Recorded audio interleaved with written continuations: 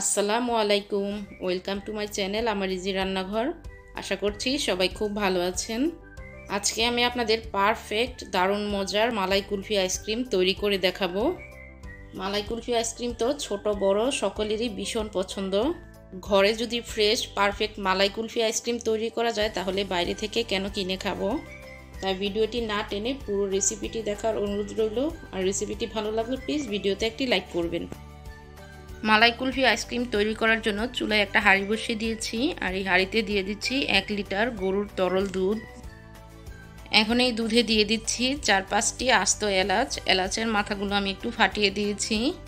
আপনাদের কাছে যদি এলাচের গুঁড়া থাকে তাহলে আধা চা চামচ এলাচের গুঁড়া ব্যবহার করলেই কিন্তু হবে।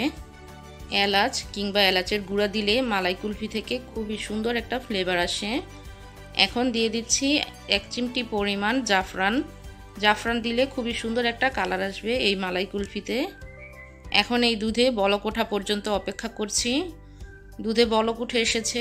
এখন এর মধ্যে চিনি দিয়ে দিচ্ছি 3/4 কাপ, মানে 1 কাপ থেকে অল্প একটু কম। চিনিটা আপনারা আপনাদের টেস্ট অনুযায়ী দিয়ে নেবেন, যে যতটুকু মিষ্টি খেতে পছন্দ করেন সেটা বুঝে দিবেন। এখন আমি এই দুধ চুলার আঁচ মিডিয়াম লো হিটে রেখে জাল করে নেব। 1 লিটার দুধ জাল করে আমি 1/2 লিটার করে নেব। দুধ জাল করার সময় যখন এরকম উপরে সর জমবে তখন এই সরটাকে এইভাবে দুধের সাথে মিশিয়ে দিতে হবে। আর হাঁড়ির সাইডে যে সরগুলো জমবে সেগুলো এভাবে দুধের সাথে মিশিয়ে দিতে হবে। এভাবে সর দুধের সাথে মিশিয়ে দিলে কিন্তু পারফেক্ট মালাই কুলফির টেস্টটাই আপনারা পাবেন। 1 লিটার দুধ জাল করে আমি 1/2 লিটার করে নিয়েছি। এখন এই দুধের মধ্যে দিয়ে দিচ্ছি আধা কাপ গুঁড়া দুধ। গুঁড়া দুধ দিলে কিন্তু এই মালাই কুলফির স্বাদটা অনেক গুণ বেড়ে যাবে, আর এই আইসক্রিমের মিশ্রণটাও খুব ভালো ঘন হবে। এখন এই গুঁড়া দুধটা খুব ভালোভাবে দুধের সাথে মিশিয়ে নিয়েছি। 2 টেবিল চামচ কুচি করে আমি কাজু বাদাম কেটে নিয়েছি। আপনারা কাজু বাদামের পরিবর্তে যে কোনো বাদাম ব্যবহার করতে পারবেন। আবার যাদের বাদামে অ্যালার্জি থাকে তারা বাদামটা বাদ দিয়েও দিতে পারেন, কোনো সমস্যা নেই। এখন আরও 2 মিনিটের মতো আমি এই দুধটাকে জাল করে নেব।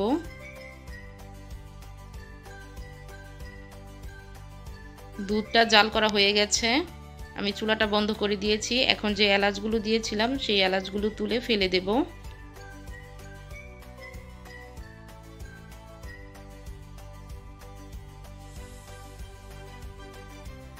আমি আপনাদের এই আইসক্রিমের মিশ্রণের ঘনত্বটা দেখিয়ে দিচ্ছি। দেখতেই পাচ্ছেন দুধটা কিন্তু অনেক ঘন হয়ে এসেছে।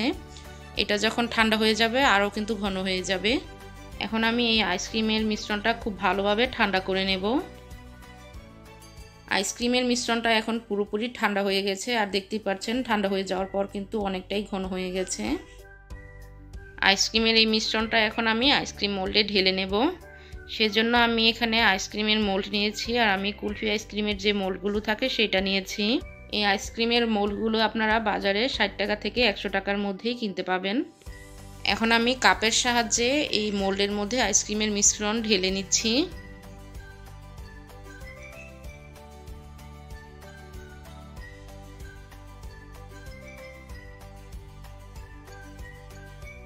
আইসক্রিমের মিশ্রণ ঢেলে নেওয়া হয়ে গেছে। এখন আপনারা চাইলে যে আইসক্রিমের সাথে যে কাঠিগুলো থাকে সেগুলো ব্যবহার করতে পারেন, তবে আমি এগুলো ব্যবহার করব না, আমি বাঁশের কাঠি ব্যবহার করব। সেই জন্য এই মোলটাকে আমি ফয়েল পেপার দিয়ে ঢেকে দিচ্ছি। ঢেকে দেওয়ার পর একটা ছুরি দিয়ে মাঝ বরাবর কেটে নিচ্ছি।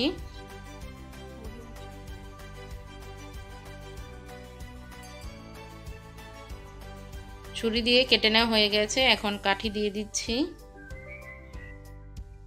আপনাদের কাছে যদি আইসক্রিমের মোল্ড না থাকে তাহলে আপনারা যে কোনো স্টিলের কিংবা কাঁচের গ্লাসে কিন্তু জমিয়ে নিতে পারেন।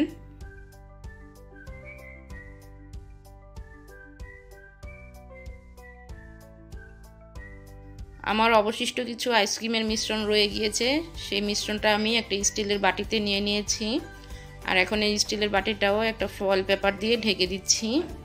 ঢেকে দেওয়া হয়ে গেলে এখন আমি এই আইসক্রিমের মিশ্রণটা সারা রাতের জন্য ডিপ ফ্রিজে রেখে দেব।